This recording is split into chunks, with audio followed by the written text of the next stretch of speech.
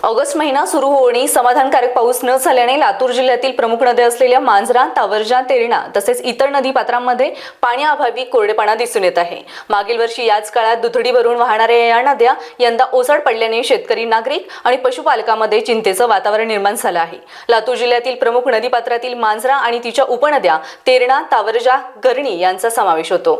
नदीपात्रात ठिकठिकाणी वायूचे पट्टे आणि खडक उघडे पडले असून अनेक ठिकाणी पाण्याचा थेंबही शिल्लक नसल्याचं चित्र आहे। त्यामुळे विहिरी, बोरवेल आणि लहान पाणी पुरवठा योजनांवरही परिणाम होण्याची शक्यता व्यक्त केली जात आहे। कृषी क्षेत्रात खरीप पिके पावसाअभावी अडचणीत आली असून सोयाबीन, तूर, मूग व इतर पिकांच्या वाढीवर परिणाम होत आहे। पाऊस लांबल्यास उत्पादनात मोठी घट होण्याची भीती शेतकरी व्यक्त करत आहेत। नागरिकांनी जलसंधारण, पाण्याचा काटकसरीने वापर आणि उपलब्ध जलस्रोतांचं संरक्षण करण्याची गरज व्यक्त केली आहे। येत्या काही दिवसात चांगला पाऊस न झाल्यास जिल्ह्यातील पाणी टंचाईचे संकट अधिक गंभीर होण्याची शक्यता आहे। याचा आढावा घेतलाय आमचे प्रतिनिधी संगप्पा स्वामी यांनी। पाहूया। नमस्कार, मी संगप्पा स्वामी आणि आपण पाहताय स्टार महाराष्ट्र न्यूज। बातमी आहे पावसाच्या संदर्भातली। आपण जर पाहायला गेलं तर 2025च्या मे महिन्यामध्येच या ठिकाणी गेल्या वर्षी पावसाला सुरुवात झाली होती। लातूरमधून प्रामुख्यानं वाहणाऱ्या मांजरा, तेरणा आणि तावरजा या नद्या दुथड्या वाहिलेल्या आपल्याला 2025च्या काळामध्ये पाहायला मिळाल्या होत्या। मात्र 2026मध्ये लातूर जिल्ह्यामध्ये पावसानं पाठ फिरवल्यामुळं या ठिकाणी शेतकरी आपल्याला चिंतेत दिसतो। या ठिकाणी लातूरमधल्या जर मांजरा धरणाची या ठिकाणी आत्ता जर परिस्थिती आपण पाहायला गेलात तर या ठिकाणी नदीच्या पात्रामध्ये कुठलाही थेंब या ठिकाणी आपल्याला दिसून येणार नाही। शेतकऱ्यांच्या या ठिकाणी जी व्यथा आहेत ही प्रशासनाच्या दारापर्यंत पोहोचवण्यासाठी अनेक संघटना या ठिकाणी काम करत आहेत। मात्र आपण जर पाहायला गेलं तर प्रामुख्यानं लातूर जिल्ह्याची तहान भागवणारी ही मांजरा नदी आत्ता आपल्याला कोरडी या ठिकाणी पाहायला मिळते। शेतकऱ्यांच्या जर आज अवस्था आपण पाहायला गेलं तर या ठिकाणी जो पेरण्या झालेल्या आहेत या पिकांना पाणी नसल्यामुळं शेतकरी आज अडचणीत सापडलेला आपल्याला पाहायला मिळते। माझ्या पाठीमागं जर तुम्हाला ही दृश्य दिसत असेल तर ही मांजरा नदीच्या पात्रामध्ये आपण आहोत आणि ह्या मांजरा नदीच्या पात्राचं हे आपण जे दृश्य पाहतोय कोरडी फक्क नदी असलेली आपल्याला या ठिकाणी पाहायला मिळते। 2025च्या काळामध्ये 6 ते 7 वेळेस या ठिकाणी मांजरा नदीला पूर आला आणि या पुरामध्ये अथोनात शेतकऱ्यांचं नुकसानसुद्धा झालेलं आपल्याला या ठिकाणी पाहायला मिळालं होतं।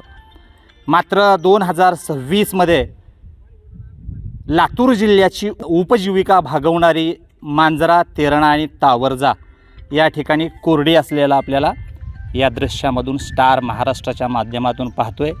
नेमक्या शेतकऱ्याच्या कशा प्रकारच्या व्यथा आहेत ही सध्या आपण जाणून घेणार आहोत। शेतकऱ्यावर संकटी आसमान या ठिकाणी कोसळलेलं 2026मध्ये आपल्याला पाहायला मिळत आहे।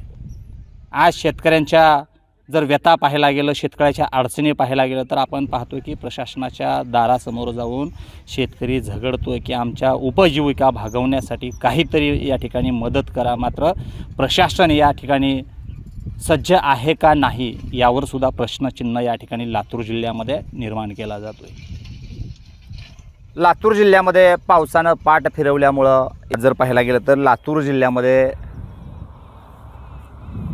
पावसाळा चालू होऊन आता 3 महिने या ठिकाणी उलगडून जात आहेत, तरीसुद्धा मनावासा या ठिकाणी लातूर जिल्ह्यामध्ये पाऊस झालेला नाही। आपण पाहिलं की मांजरा नदीला मांजरा, तावरजा पूर आलेला नाही। शेतकरी सध्या चिंताग्रस्त झालेला शेतकरी आपल्यासोबत आहेत। नेमकं काय अवस्था आहेत हे आपण जाणून घेणार आहोत। 3 महिने झालं पावसाला सुरुवात झालेली नाही। आपण पाहतो की पेरण्या झाल्यात, मात्र अजून 3 महिन्यानंतर सुद्धा पाऊस आलेला नाही। काय नाव आहे, कशा प्रकारची अवस्था आहे शेतकऱ्याची आता सध्याला जर पाहायला गेलं तर लातूरमध्ये? मी विजयकुमार मारुती बंडे, राहणार बोरी। सध्या पावसाचं वातावरण आहे, पण पाऊस काही म्हणावं तसा लातूर जिल्ह्यामध्ये पडलेला नाही। त्याच्यामुळं शेतकरी फारच हवालदिल सध्या झालेला आहे। पिकाची काय अवस्था आहे सध्या जर पाहायला गेलं तर? आता पीक पेरून 2 महिने झालं, अजून कुठल्याच परिस्थितीत पिकाची वाढ झालेली नाही आणि पुढे चालून आता इथून तर पुढे कुठली वाढ होणार आहे त्याची.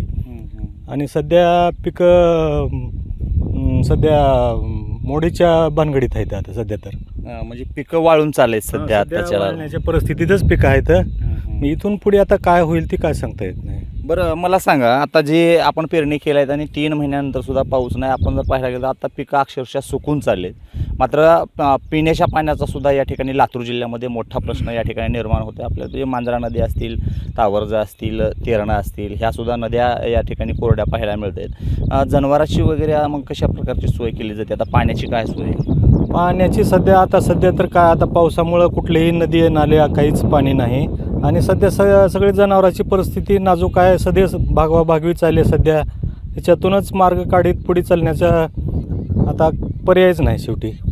किती शेती आहे तुम्हाला साधारणतः आणि किती जण भाऊ आहेत आणि काय? मी सध्या मला 4 एकर जमीन आहे इथं. आम्ही 3 जण भाऊ आहोत. 2 बाहेर असल्यामुळं स्वतः मी एकटाच शेतीमध्ये करतो. आणि बैल बारदाना नाही, काही 2 म्हशी आहेत. तेवढ्यावरच गुजराण करून काय तर भागवाभागवीचा प्रकार आहे आता. म्हणजे सगळं जे चालतं ते आपल्याला पावसाच्याच पाण्यावर या ठिकाणी आपली उपजीविका या ठिकाणी भागवत आहे आपण का? काही म्हणजे बोर विहीर वगैरे काय आहे? बोर आहे, तसं चालतंय. बोर थोडा बहुत चालतंय. त्याच्यातूनच सगळं करणं भाग आहे आता.